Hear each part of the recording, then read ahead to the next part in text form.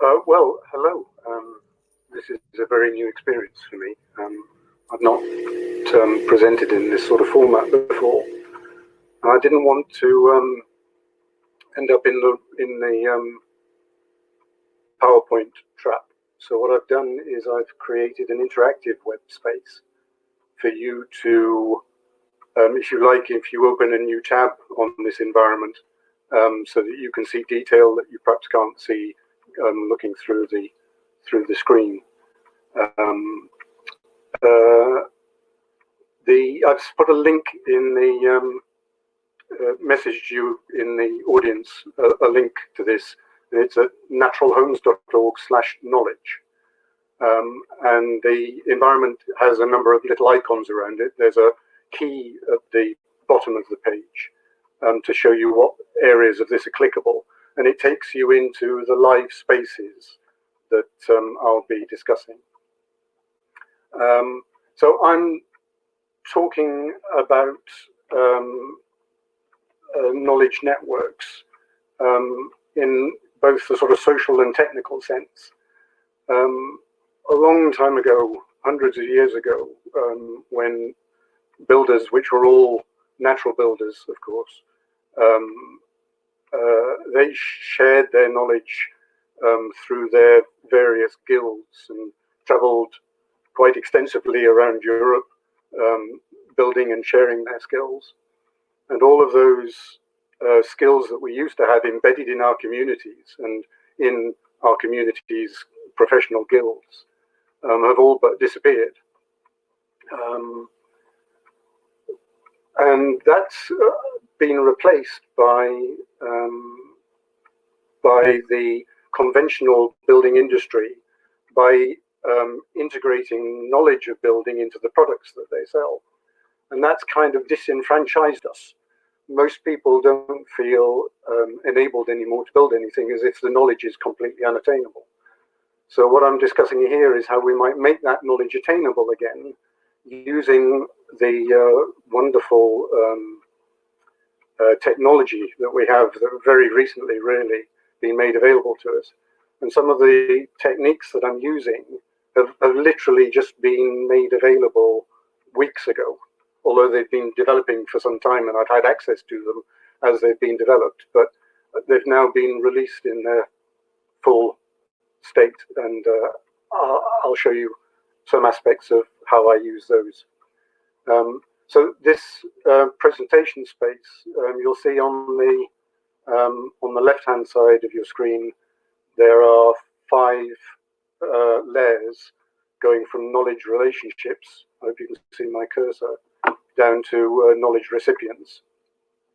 And I'm going to take you in a sort of U-shape journey down the left-hand branch of this presentation and coming up the right-hand side, and then dot about from here and there.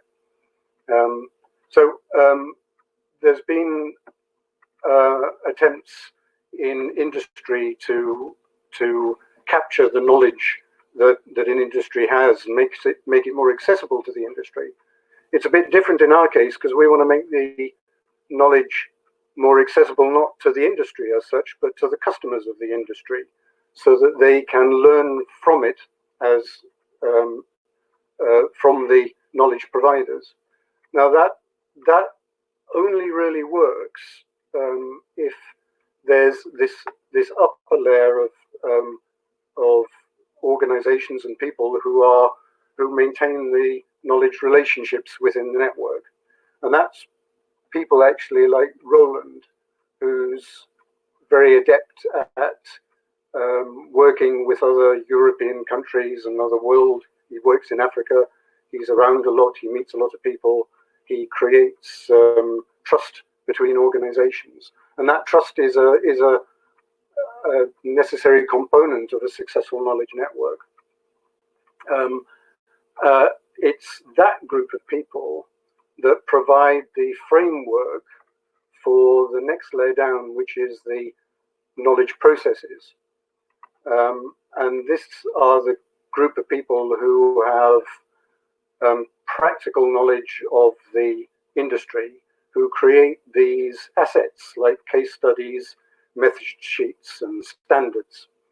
And that process group provides the framework for the network architecture. That's a guy like me to implement those assets within a knowledge network. So we're in the middle section now with the pink bubbles. And that network contains no knowledge as such. It's just an aggregator of that knowledge. The real knowledge is provided by the layer below, which are the knowledge providers. And that will be a lot of you, a lot of the people in the audience who are watching now. Some of you builders, some of you self-builders that have learned enough to share your experience with others in the way that we might have done in the old days.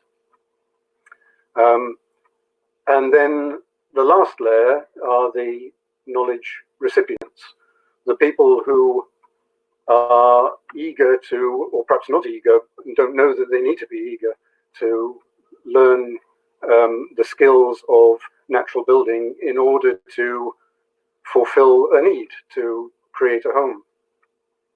Now, to create a successful knowledge network, we, as the knowledge providers and the network architect, myself and others, the process managers and the relationship managers, need to understand the motivation, the desires of the recipients. So here's the first live interaction part.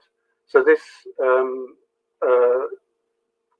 poll icon, I'm going to click that, and that'll open up a new tab, which I hope you can see. So in one of the groups that Natural Homes, my company, posts, I posed the question, what motivates you to build naturally? And I kind of hoped, though I wasn't surprised, that one of the key factors motivating people was that they wanted to reduce the amount of carbon pollution. And yet, if I expand this list of things, carbon pollution is this one here, which I think is in 1, 2, 3, 4, 5, 6th position. The top motivating factor to live in a natural home is to allow the occupants to live in a healthier environment. The next one is the satisfaction of self-building, and then better quality buildings than a non-natural building. Then the lifestyle they want to live, and the affordability of it, although it's not necessarily cheap, but the perception is that it's a cheaper way to build a house. So affordability. And those 5 top ones are actually all quite selfish. They're not altruistic at all. It's the less carbon pollution in the construction process, and here in the lifetime of the house. The next one is a little less selfish, to be an example to the family and friends. So I'll just come back to the presentation. So we need to understand what it is that's motivating people in order to show them the knowledge that we have and the availability of that knowledge. So we have to tease them into getting more serious about natural building. Now that process of teasing them has to be layered. And I, in my work, define 3 layers. You can see those layers at the bottom right-hand side of the screen. And there are 4 of them, really. I use 3, but there are 4 of them. The first one I refer to as chocolate box, which is quite cynical. These are people who really just like to look at beautiful things to inspire them. Pretty hobbit houses and architecturally interesting buildings. And they're not interested so much to read about it. They just want to share these pretty things with their friends. But from those friends, and including the person who shared it, we have the opportunity to show them more of that sort of stuff. And embedded in that are links to the next level, which is lifestyle content. And similarly, that lifestyle content needs to have embedded in it connections to the next level, which is practitioner content. So what we're doing is we're taking, over a long period of time, but it works, taking people from a passing interest, the chocolate box level, down to the practitioner level, where we actually get them to either get somebody to build them a natural home or to be involved and build one themselves. And then the last stage then is that once they've built their house and they've enjoyed the process and they want to share that knowledge in the way that we would have done when we shared vernacular knowledge in the guilds of hundreds of years ago, they then become a storyteller. And they then are educating other people through that process of going through the chocolate box to practitioner stages. Now, that process is something called a marketing matrix, and I'm going to go to that now. And that group there are the chocolate box users, and they're sitting in a box which is called entertain. At the moment, they're only looking forward to seeing pretty pictures, and we have to move them further down towards lifestyle, out of the deep entertainment area where they're concerned with emotional feelings, and closer to the rational way of thinking down in this region in the bottom left. And then from lifestyle content, we tease them into practitioner content. So we've dealt them into the rational area where they're possibly going to think about making a purchase, employing a builder or a clay plasterer to come and do some clay work in their conventional house. And then having got them to build or to employ a builder and then to share knowledge of that, we've turned them into a storyteller.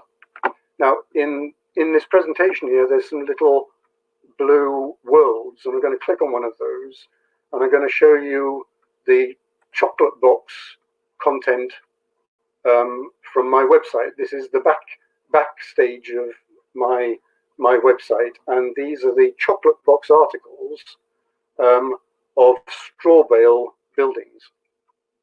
And I'm going to look at one of those, and this is a building by John Glassford in Australia, and a chocolate box article on my website is just a single picture with a little bit of writing. But what I have is icons within the articles that allow you as the viewer to engage further with the content in this article. And this article is about John's 14 golden rules for straw bale building. So I'll follow that link now to my group, Talking Natural Homes. And that takes you to a poll which I posed yesterday. So it's fresh, it doesn't have many responses to it. But this reiterates John's 14 rules of straw bale building and asks my audience what are their top 5. And so that we get not just John's 14 rules, but we get the community's view of which are the most important of those 14 rules. So I take every opportunity to connect chocolate box content to allow you to meet other people that are interested in that content and to draw people deeper into it, to gain a better understanding of it, and to engage, which people haven't in this case because it's so fresh, in talking about it and learning. Right, so we'll come back to the presentation and start moving up. I'm not sure how much time I've got left, but I'll get a warning of some sort, I hope. So there's another poll here which we'll delve into.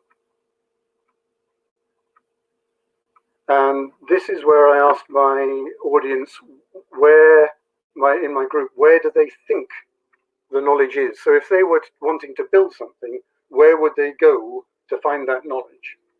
Now, I know some of the other speakers are talking about knowledge sharing in the way that we would have done it hundreds of years ago, in communities, bringing communities together, getting them face to face, seeding knowledge, and then sending people out further out into the community to seed knowledge there. Now, that's one of the entries in this poll as a mechanism to find knowledge. But in my audience, that mechanism, here is represented as people in your local community, comes way down the list. So people, at least in the world that I serve, that I represent with online knowledge, are far away from any expectation of learning from the community. And their first port of call for knowledge is books on natural building. Their second port of call are social networking groups like Talking Natural Homes and the Natural Building Network and a number of other reliable groups. After that, then they'll go to a natural builders social network or website. After that, they'll go, they feel that they'll learn in multiple building workshops. And beneath that, then are natural building associations, which isn't very good news for Ibuki, who are hosting this conference. And then material suppliers and so on. So, Oliver. Yes.